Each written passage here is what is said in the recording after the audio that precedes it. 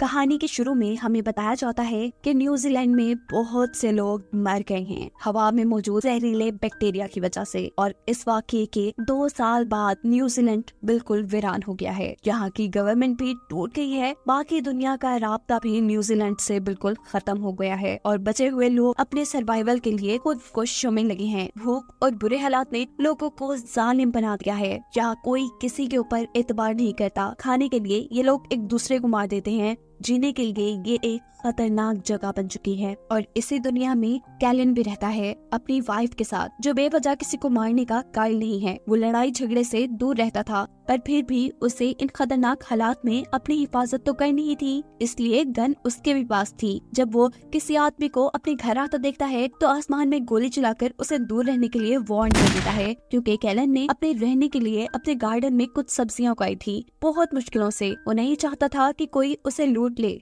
अगले दिन 2 लोग भी लूट के मकसद से जब उसके घर के करीब आते हैं तो कैलन उनको भी गन दिखाकर वहाँ से भगा देता है, पर मारता नहीं है। ये एक रूटीन बन चुकी थी, कोई न कोई उनका घर या खाना लूटने के लिए आता रहता था, लेकिन कैलन ने आज तक किसी को नहीं मारा था। एक दिन उसकी वाइफ जब गार्डन में काम कर रही होती है तो उसकी टांग के ऊपर एक लोहे से कट लग जाता है, जिसके बारे में वो कैलन को कुछ नहीं बताती। रात होने पर वो दर्द से चिल्लाने लगती है। उसका जख्म बहुत बढ़ चुका था। थोड़ी सी ही देर में वो जख्म एक इन्फेक्शन की शक्ल ले चुका था। कैलन की वाइफ दर्द से बेहोश हो जाती है। सुबह होने पर कैलन अपनी वाइफ के जख्म के बारे में स्टडी करता है और उसे पता चलता है कि सालों पहले जिन बैक्टीरिया की वजह से यहाँ के लोग मरे थे, वो बैक्टीरिया अभी भी हवा के अंदर थे और इन बैक्टीरिया से इन्फेक्टेड होने का चांस उन लोगों को ज्यादा था जिनको कहीं कट लग जाता। जब ये बात कैलन अपनी वाइफ को बताता है तो वो बहुत ज्यादा दुखी हो जाती है। उसके इलाज के लिए उन्हें अब एक खास दवाई चाहिए थी जो उनके पास नहीं थी। ये लेने के लिए कैलन अब यहाँ से बाहर जाने का डिसाइड करता है और अपनी वाइफ को एक गन देकर जाता है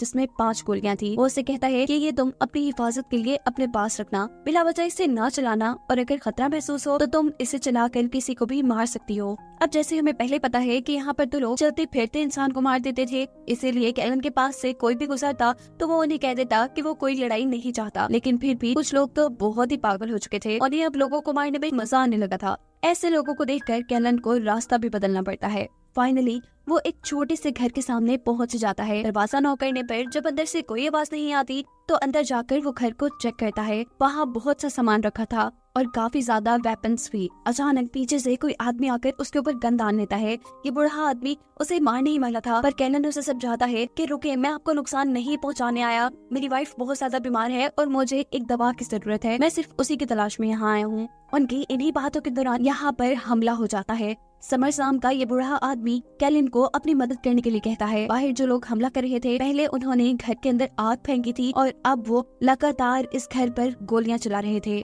समर बहुत ही बहादुरी से इन सभी लोगों का अकेले मुकाबला करते हुए कैलन से कहता है कि जल्दी से तुम आग बुझाओ। हमला करने वाले लोग कुछ ही देर में वहाँ से चले जाते हैं और समर्स अब कैलन से कहता है कि मैंने यहाँ पर अपने काफी दुश्मन बना लिए हैं, तुम एक हफ्ता मेरे साथ रुको, इन लोगों का मुकाबला करने में मेरी मदद करो और तुम जो दवाई चाहते हो वो मैं तुम्हें दे दूंगा, वो मेरे पास है। कैलन, जो कि ये बात जानता था कि दवाई उसे कहीं और जाकर आसानी से नहीं मिलेगी, उसे ना चाहते हुए भी समर की बात माननी पड़ती है। समर बताता है कि मैंने इस घर के इर्द गिर्द काफी ट्रैप्स लगाए हैं। कुछ लोग हमला करने के लिए आते हैं और उन ट्रैप्स में फंस जाते हैं। मैं उन्हें मार देता हूँ, लेकिन अभी भी इस जगह को बहुत ध्यान देने की जरूरत है। कैलन, जो कि पहले एक इंजीनियर था, वो समर के घर की बहुत सी चीजें ठीक करता है, बहुत से इलेक्ट्रिक ट्रैप लगाता है वहाँ। दूसरी तरफ हम कैलन की वाइफ को देखते हैं जो आहिस्ता आहिस्ता काफी कमजोर हो रही थी। इसी टाइम उसे महसूस होता है कि कोई उसके घर में घुसने की कोशिश कर रहा है। वो बड़ी ही होशियारी दिखाते हुए छुपकर इस आदमी के ऊपर लकड़ी से हमला करती है और वो बेहोश हो जाता है। वो इस आदमी को अपनी गन से मारना चाहती थी, लेकिन उसके अंदर इतनी हिम्मत नहीं थी। वो एक ट्रॉली में डालकर इस आदमी को अपने घर से दूर फेंकाती है। जबकि दूसरी तरफ हम देखते हैं कि समर और कैलन अभी भी अपने घर का डिफेंस सिस्टम अच्छा करने के लिए काम कर रहे थे और रात में समर उन्हें बताता है कि कोई उनके ऊपर हमला करने अब आएगा। कैलन को ये सुनकर गुस्सा आता है कि समर पहले उसे ये बात नहीं बता सकता था, उसने इस हमले के लिए ज्यादा तैयारी भी नहीं की थी। बातों ही बातों में उनकी बहुत लड़ाई हो जाती है। कैलन उसे मारने पर तुलाता है, लेकिन समर जानता था कि कैलन कभी ऐसा नहीं करेगा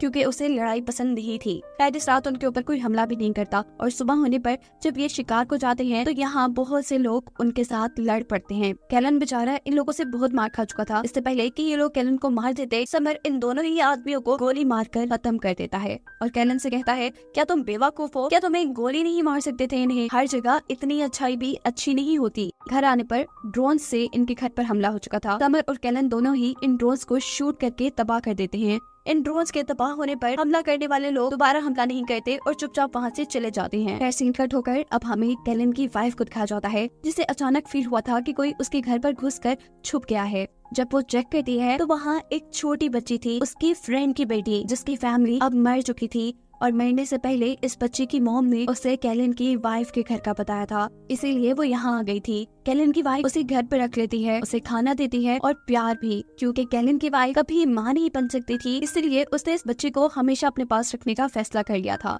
सीन कट होकर हमें एक डॉन लेडी को दिखाया जाता है। इसने बहुत से बुरे लोगों को अपने साथ मिलाया हुआ था। ये ग्रुप मासूम लोगों को लूटता और उनकी चीजों पे अय्याशी करता था। यहाँ कैलन जो अभी तक समर के घर पे है, उसे समर की बेसमेंट से कुछ आवाजें आती हैं। वो बिना कुछ सोचे समझे गोली चलाने लगता है तो समर उसे आकर रोक देता है, क्योंकि वो जानता था कि उसकी बेसमेंट में एक बच्चा है जो लोगों से बहुत ज्यादा डरता था, इसीलिए वो काफी दिनों से बेसमेंट में ही छुपा हुआ था। इसे समर एक गुंडे से बचा कर लेकर आया था और इसी वजह से वो गुंडे समर के दुश्मन बन गए थे। समर के एक दुश्मन थोड़ी ना थे, उसके तो कई दुश्मन थे।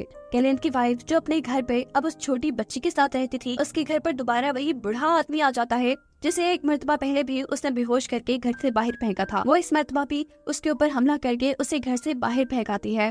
वो उसे मारना चाहती थी लेकिन ऐसा नहीं कर पाती। तब वो आदमी कहता है कि तुम मुझे मार ही दो, यही बेहतर है, नहीं तो मैं बार बार आता रहूंगा। इसी रात कोई समर्स के घर पर भी हमला कर देता है। हमला करने वाला वही आदमी था जिसके बारे में आज समर ने कैलन को बताया था, जिससे वो एक बच्चे को छुड़ा कर लाया था। हमला करने वाले दुश्मन ये जानते थे कि आसपास बहुत से ट्रैप्स लगे हैं, इसीलिए वो एक टैंक समर्स के घर के पास भेजते हैं, जो टैंक बुरी तरह उनके घर के ऊपर बमबारी कर रहा था। समर और कैलन अपने साथ साथ इस घर को भी बचाने में लगे हुए थे और तभी मौका पाते ही समर्स का दुश्मन बेसमेंट के अंदर घुस जाता है, जहाँ उसे वो बच्चा भी मिल गया था। वो इस बच्चे के मुंह पे पट्टी बांध देता है और इसके हाथ भी बांध देता है और फिर एक खुफिया रास्ते से घर के अंदर आता है, जहाँ पर समर और कैलन दोनों ही थे। वो समर को गोली मारकर जख्मी कर चुका था और इससे पहले कि वो कैलन को भी मारता, कैलन और वो आदमी एक दूसरे को ही देखकर शॉक हो जाते हैं। हमें पता चला है कि कैलन इस बुरे आदमी का बेटा है। ये बुरा आदमी कैलन को भी अपने ही जैसा गुंडा बनाना चाहता था, लेकिन जब कैलन ने अमन की जिंदगी चुनी तो इस आदमी ने अपने बेटे यानी कैलन को छोड़ दिया और जिस बच्चे के पीछे वो पड़ा था,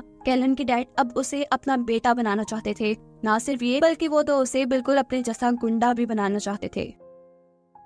ये बुरा आदमी यानी कैलन के डैड अपने साथियों को यहाँ से लेकर चले जाते हैं और अब सुबह हो जाती है। कैलन को समर्स के घर आए पूरा हफ्ता गुजर चुका था। वादे के मुताबिक अब कैलन को दवाई भी मिल जानी चाहिए थी। समर अपना वादा नहीं तोड़ता, उसे दवाई भी दे देता है और उससे कहता है कि तुम इस बच्चे को अपने साथ अपने घर ले जाओ, वो यहाँ पे बिल्कुल सेफ नहीं है। कैलन समर्स को छोड़कर नहीं जाना चाहता था। वो जानता था कि समर को उसकी जरूरत है, वो जख्मी है, लेकिन समर कहता है मेरी छोड़ो, तुम जाओ और जाकर अपनी वाइफ को बचाओ, ये एक छोटी सी चोट है। कैलन जैसे ही घर पहुँचता है तो छोटी बच्ची जो उसकी वाइफ के साथ रह रही थी वो इनके ऊपर गोली चला देती है, लेकिन शुक्र है कि उसका निशाना पक्का नहीं था। कैलन बहुत मुश्किल से उसे शांत करता है और फौरन अपनी बहुत ज्यादा बीमार वाइफ के पास जाकर उसे इंजेक्शन लगा देता है। उसकी हालत इतनी बुरी थी कि कैलन को लग रहा था कि वो बिल्कुल मर चुकी है, पर उसकी अच्छी किस्मत दवाई के असर करने पे जल्द ही वो होश में आ जाती है। लंच के टेबल पर ये लोग बातें करते हैं। कैलन अपनी वाइफ को अपने साथ लाए बच्चे से मिलाता है, जबकि कैलन की वाइफ उसे अपने घर पर मौजूद एक बच्ची से। ये दोनों वैसे भी बच्चे चाहते थे और अब इनकी फैमिली कंप्लीट हो चुकी थी,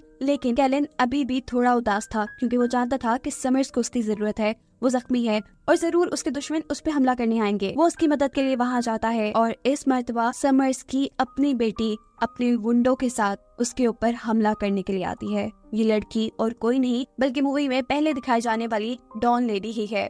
अब सवाल ये था कि ये लड़की अपने डैड को ही क्यों मारना चाहती थी। क्योंकि उसके डैड ने उसे और उसकी मॉम को एक टाइम पर अकेला छोड़ दिया था जब उन्हें समर्स की सबसे ज्यादा जरूरत थी। वो इसी चीज का बदला लेने के लिए आज यहाँ पर मौजूद थी, लेकिन यहाँ अब समर्स की मदद के लिए कैलन भी आ चुका था। यहाँ एक छोटी सी जंग चल जाती है। कैलन और समर बहुत अच्छे से इनका सामना करते हैं। इसी दौरान हमें पता चलता है कि वो बुरा आदमी जो कि कैलन के फादर भी है, वो भी इस लड़की के साथ मिलकर समर्स पे हमला करने के लिए आ चुके थे। और इस मर्तबा अपने आप को बचाने के लिए कैलन अपने डैड को मारने में बिल्कुल नहीं हिचकिचाता। वो अपने डैड को मार देता है, जबकि दूसरी तरफ समर अपनी बेटी को एक इलेक्ट्रिक शॉक गन से बेहोश कर देते हैं। इस लड़ाई में बहुत से लोग मारे गए थे। समझ लें कि ये जंग ड्रॉ ही हुई थी, जिसमें अब उस डॉन लेडी के साथ ही उसे अपनी कार में बिठाकर यहाँ से ले जा रहे थे। समर्स अपने घर में अब महफूज था। उसका एक दुश्मन मर चुका था और एक हार कर जा चुका था, जबकि यहाँ कैलन भी अपने घर वापस आ चुका था। वो अपनी फैमिली के साथ अच्छी जिंदगी गुजारना चाहता था, इसलिए वो अपने घर के चारों तरफ वो ट्रैप लगा देता है